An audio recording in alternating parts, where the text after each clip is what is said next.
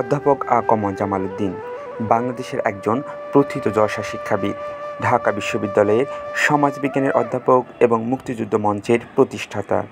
জনাব জামাল উদ্দিন যতটা না শিক্ষাবিদ হিসেবে পরিচিত, তার চেয়ে বেশি পরিচিত তার বিতর্কিত সব বক্তব্যের জন্য। সম্প্রতি মুক্তিযোদ্ধার কোঠার পক্ষে দলিল হিসেবে পবিত্র কোরআনের আয়াত তুলে ধরে সামাজিক যোগাযোগ মাধ্যমে ব্যাপক সমালোচনার জন্ম দেন অধ্যাপক জামাল উদ্দিন। সিনেটে শিক্ষক প্রতিনিধি থেকে নির্বাচিত সদস্যের বক্তব্যে তিনি বলেন, পবিত্র কোরআনে সূরা আনফালে পরিষ্কারভাবে বলা আছে, যারা বিজিত বাহিনী হবে তারা দেশের সম্পদ, চাকরি, অর্থ ও ভূখণ্ডের ৮০% অর্থাৎ ৪/৫ নিয়ন্ত্রণ পাবে, আর বাকি 1% থাকবে দুস্থ এতিমদের জন্য। তিনি আরও বলেন, ১৯৭৫ সালে জাতির পিতা বঙ্গবন্ধু শেখ মুজিবুর রহমানের হত্যার পর যে অন্ধকার যুগের সূচনা হয়েছিল, সেখানে বীর মুক্তিযোদ্ধারা অবহেলিত হয়েছে, তারা কোনো কিছু দেওয়া হয়নি, অথচ তারা ছিল বিজিত বাহিনী। তিনি এক ফেসবুক পোস্টে লিখেছেন, এদেশের ধর্মীয় সংখ্যালঘুরা পিছিয়ে আছেন। যদি কোটা সংস্কার করতে হয় তাহলে সব চাকরিতে 10% ধর্মীয় সংখ্যালঘু কোটা বিবেচনা করা উচিত।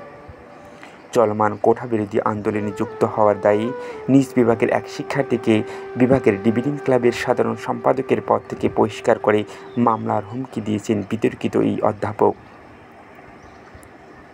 ২০২৩ সালের ডিসেম্বরে ঢাকা বিশ্ববিদ্যালয়ের শিক্ষক সমিতির নির্বাচনে স্বতন্ত্র থেকে নীল দলের সভাপতির পদে প্রার্থী হয়ে শিক্ষকদের মাঝে বিলি করা এক পরিচয়পত্রে মুক্তিযুদ্ধ ও বঙ্গবন্ধু সহ প্রায় ৩৮টি বানান ভুল লিখে সমালোচনার জন্ম দিয়েছিলেন তিনি।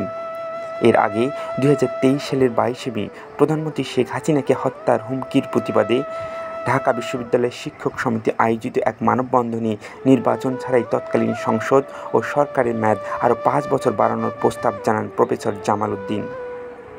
শিক্ষক সমিতির মানববন্ধনে তিনি বলেন, আমি মাননীয় প্রধানমন্ত্রী, দেশের সুশীল সমাজ, রাজনৈতিক দল সবার কাছে একটি আকুল আবেদন জানাই।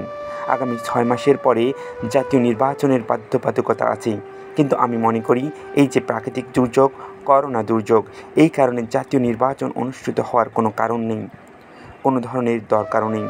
যদি অনুষ্ঠিত হয়, মাননীয় প্রধানমন্ত্রী ইচ্ছা করলে মহাদুর্যোগের কারণ দেখিয়ে জাতীয় সংসদের এই সংসদ ও সরকারের মেয়াদ আরও 5 বছরের জন্য এক্সটেনশন করতে পারেন। কমপক্ষে 2 বছর তো হতেই পারে। প্রফেসর জামাল উদ্দিনের এমন বক্তব্য দেশজুড়ে সমালোচনার সৃষ্টি হয়। তার এমন বক্তব্য প্রত্যাখ্যান করেন ঢাকা বিশ্ববিদ্যালয়ের শিক্ষক সমিতি।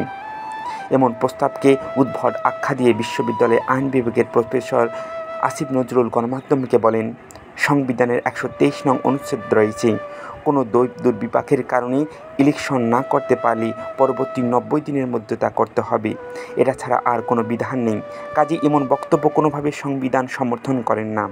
এ প্রস্তাব শুধু অসাংবিধানিক, গণতন্ত্র বিরোধী নয়, এটা একটা উদ্ভট প্রস্তাব। জানা যায়, 2018 সালে কোটা বিরোধী আন্দোলনের ফলে সরকারি চাকরিতে মুক্তিযুদ্ধ কোটা বাতিল করে পরিপত্র জারি করে নির্বাহী বিভাগ। কোটা বাতিল হওয়ার প্রতিবাদে মুক্তিযোদ্ধাদের সন্তানরা শাহবাগ মোড়ে আন্দোলন তৈরি করে। ওই আন্দোলন থেকে একই বছরের 4 অক্টোবর প্রফেসর জামাল উদ্দিনকে আহ্বায়ক ও সাবেক সড়ক ও নৌপরিবহন মন্ত্রী এবং আওয়ামী লীগের প্রেসিডিয়াম সদস্য শাহজাহান খানের ছেলে আসিফুর রহমান খানকে সদস্য সচিব করে মুক্তিযুদ্ধ মঞ্চ নামের একটি সংগঠন প্রতিষ্ঠা করা হয়। 2019 সাল থেকে 2024 সাল 5 বছর পার হলেও এখনও সংগঠনটিতে নেই নতুন নেতৃত্ব।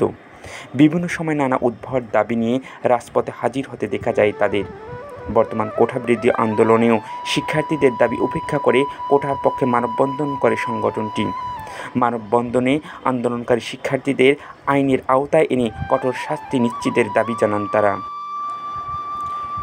জনাব জামাল উদ্দিন সম্প্রতি তার এক ফেসবুক পোস্টে বলেন, কোটা বিরোধীরা স্বাধীনতা ও মুক্তিযুদ্ধের চেতনার বিরোধী শক্তি, কেননা তারা জয় বাংলা ও জয় বঙ্গবন্ধু স্লোগান দেয় না।